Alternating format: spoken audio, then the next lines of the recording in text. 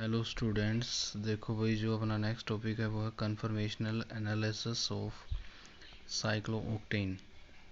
तो देखो साइक्लोओक्टेन क्या होता है। सबसे पहले cyclooctane is the cyclic compound with 8 carbon atom in its cyclic compound, or these 8 carbon atom are present in a cyclic manner with molecular formula C8H16। जो साइक्लोओक्टेन होता है उसके अंदर 8 कार्बन होते हैं और 16 हाइड्रोजन होते हैं जो एक साइक्लिक मैनर में प्रेजेंट होते हैं।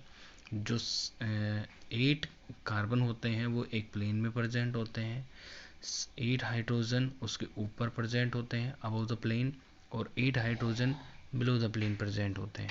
ठीक है। और डैश एंड वेंस रिप्रेजेंटेशन इस तरीके से होता है। कार्बन कार्बन का जो बॉन्ड एंगल होता है वो नियरली 135 के आसपास होता है। ठीक है।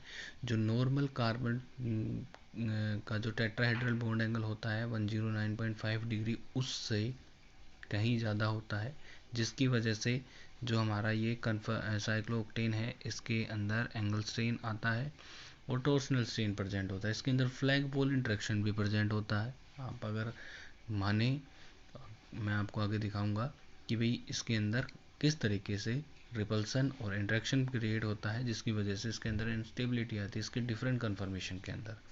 ठीक है। तो पहला है बोट एंड बोट।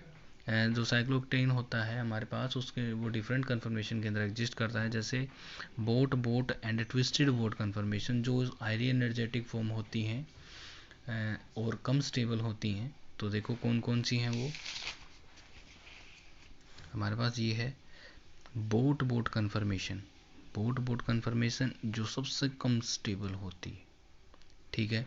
और ट्विस्टेड बोट कन्फर्मेशन जो इससे ज़्यादा स्टेबल होती है लेकिन इसकी एनर्जी क्या होती है, कम, इसकी एनर्जी ज़्यादा। क्यों? क्योंकि जिसकी स्टेबिलिटी कम उसकी एनर्जी ज़्यादा। ठीक है। अगली होती है chair chair conformation and twisted chair conformation of cyclooctane and it has lower energy. Chair chair और ट्विस्टेड चेयर चेयर कन्फर्मेशन। ठीक है। तो देखो हमारे पास ये क्राउन फॉर्म होती है। इस क्राउन फॉर्म के अंदर हम इस फॉर्म को इधर खींचेंगे, इसको इधर खींचेंगे तो इससे बनता है ये चेयर चेयर। और ट्विस्टेड चेयर भी हम इस क्राउन फॉर्म से बना सकते हैं। ठीक है। तो देखो ये जो कन्फर्मेशन होती है इनकी एनर्जी कम होती है ऊपर वाले से। ठीक है। तो ये क्या करेगा, ज़्यादा स्टेबल होते हैं तो इनके अंदर ज़्यादा एग्जिस्ट करेंगे। अगली होती है हमारे पास boat boat and boat chair conformation. Boat boat conformation of cyclo और boat chair conformation of cyclooctane are these. Boat boat conformation और ये बोट चेयर कन्फर्मेशन ये सबसे कम स्टेबल होता है क्योंकि इसके अंदर जो हाइड्रोजन प्रेजेंट होते हैं यहाँ पर एक्सियल पोजीशन के ऊपर इनके अंदर रिपल्सन होता है और ये क्या करते हैं, स्ट्रेन क्रिएट करते हैं जिसकी वजह से इनके अंदर अनस्टेबिलिटी आती है। इनकी एनर्जी ज़्यादा होती है सबसे ज़्यादा।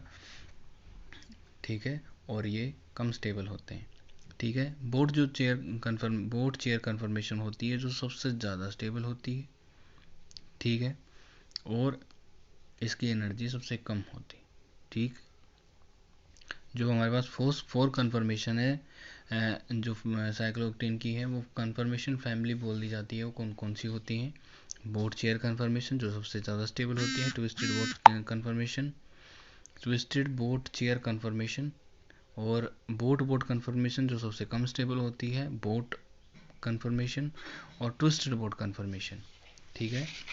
और तीसरा है चेयर और ट्विस्टेड चेयर कन्फर्मेशन जो इस तरीके से रिप्रेजेंट करते हैं, crown chair twisted chair chair conformation. ये आपकी 4 फैमिली हैं जिनके अंदर ये एग्जिस्ट करती हैं। ठीक है। साइक्लोओक्टेन प्रेजेंट होते हैं गैसियस फेज के अंदर 298 केल्विन टेम्परेचर के अंदर डिफरेंट फॉर्म के अंदर। जो बोट चेयर कन्फर्मेशन होती है उसमें 89% प्रेजेंट होता है। ट्विस्टेड बोट चेयर जो कन्फर्मेशन होती है इसमें 7% ये प्रेजेंट होते हैं। ठीक है। एग्जिस्ट करते हैं गैसियस फॉर्म के अंदर 298 केल्विन टेम्परेचर के ऊपर। ट्विस्टेड चेयर चेयर कन्फर्मेशन में 3% और क्राउन फॉर्म के अंदर 1%, और जो बोट बोट फॉर्म होती है वो 0%। मीन्स इसका जो फॉर्मेशन परसेंटेज है वो बहुत कम है, इसका जो फॉर्मेशन परसेंटेज है वो सबसे ज़्यादा है क्योंकि इसके अंदर रिपल्सन कम होती है एंगुलर स्ट्रेन कम होती हैं, ठीक है, टॉर्सनल स्ट्रेन कम होती हैं, और भी अदर प्रकार की चीज़ें कम होती हैं, जिससे ये जो कंपाउंड है वो ज़्यादा स्टेबल होता है, इसकी फॉर्मेशन ज़्यादा होती है। जो साइक्लोऑक्टेन होता है वो इस कन्फर्मेशन के अंदर एग्जिस्ट करना ज़्यादा पसंद करता है।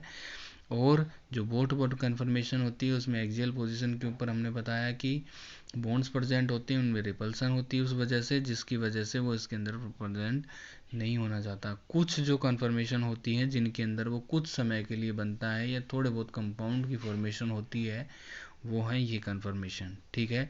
तो इस तरीके से इसके अंदर एग्जिस्ट करता है। और जो साइक्लोऑक्टेन होता है वो, वैसे तो साइक्लोऑक्टेट्राइन जो होता है वो इस फॉर्म के अंदर स्टेबल होता है, ठीक है, जो एक बॉन्ड यहाँ पर आता है, एक डबल बॉन्ड एक यहाँ पर एक यहाँ पर। टेट्राइन जो होता है COT वो इस फॉर्म के अंदर ज़्यादा स्टेबल होता है टब शेप के अंदर, लेकिन ये भी नॉन प्लेनर होता करता है कंपाउंड को, जिससे उसके अंदर अनस्टेबिलिटी आती है। तो साइक्लोऑक्टेन ऑक्टेन जो होता है इसके अंदर भी एग्जिस्ट करता है, जिसको हम टब शेप बोलते हैं, लेकिन इसकी एनर्जी कम होती है क्योंकि यहाँ पे जो एक्सियल हाइड्रोजन प्रेजेंट होते हैं उनके अंदर रिपल्सन होगा। ये जो हाइड्रोजन एक्सियल है, ये जो हाइड्रोजन एक्सियल है, इनके अंदर रिपल्सन होगा, जिसकी वजह से इनके अंदर स्टीरिक स्ट्रेन इंट्रोड्यूस होगा, जिससे ये कम स्टेबल हों, ठीक है। तो ये आपके पास थी conformational analysis of cyclooctane. Thank you.